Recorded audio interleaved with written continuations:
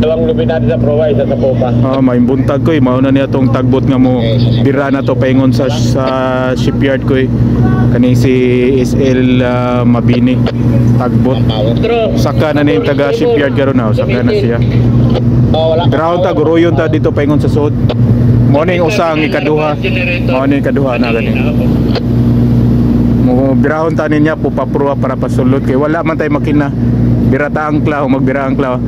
Birahon ta ding duha ka buok nga tagbot na sila masahin sa pupapruwa paingon so dito. Hindi man ta pagamiton nilang makina.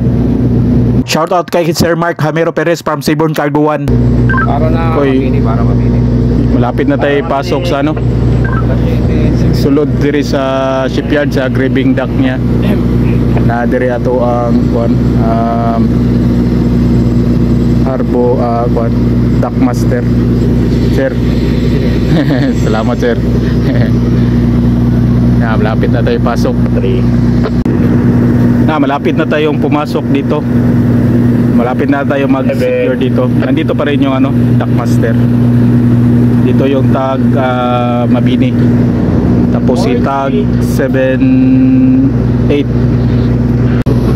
Dito na tayo sa loob. Lapit na. Shout out kay Sir Francisi Itom from Agusan del Sur. Tapos na yung assist ni Tagbot SL Mabini. Lalabas na siya ngayon. Dito na tayo sa loob ko na kabilaan tayo. Dito sa kabila naman. Hintay na lang tayo kung kailan tayo iangat dito. Ito yung pupa natin. Yan. I-position muna tayo sa ilalim para hilain tayo dito sa kadina ba, iangat tayo. Tapos na yung trabaho ng dalawang tagbot, umalis na. Sige sir, salamat sir. Salamat sa pag-assist sir, tapos na trabaho. Ano tayo sir? Salamat sir, ingat sir. Bye. Yan, inihila na siya Nila na siya paangat. Shoutout kay Sir John Lloyd Gitingan from MSC. Sir Timothy Panis from Saving Logistics. Tapos na yung trabaho niya, uwi na din yung mga dalawang tagbot. Shoutout kay Sir Lito Tiktik, Sir James Dole from Transasia 16 at Sir Gary Serila. Tapos pagbaba niya, iba na naman. Hintay naman kung sino yung palabas, papasok ng yarda. Taga-kipil yan.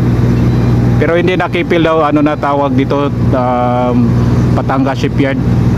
Yung may-ari yung San Miguel na. Binili na ng San Miguel tong ito yung Kipil, Batangas. Balik, Batangas Shipyard. Sharing is caring. Thank you for watching. God bless.